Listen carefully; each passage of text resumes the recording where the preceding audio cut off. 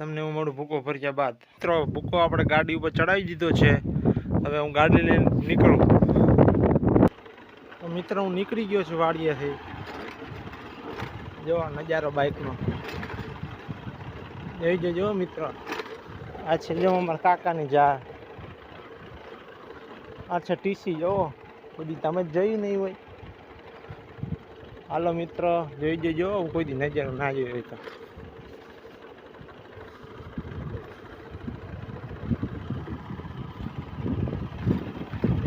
તો હાલો મિત્રો આવી ગયો છું વાડીએ, બીજી વાડીએ.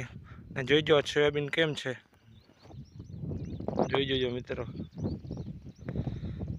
આ છે આપણા સોયાબીન.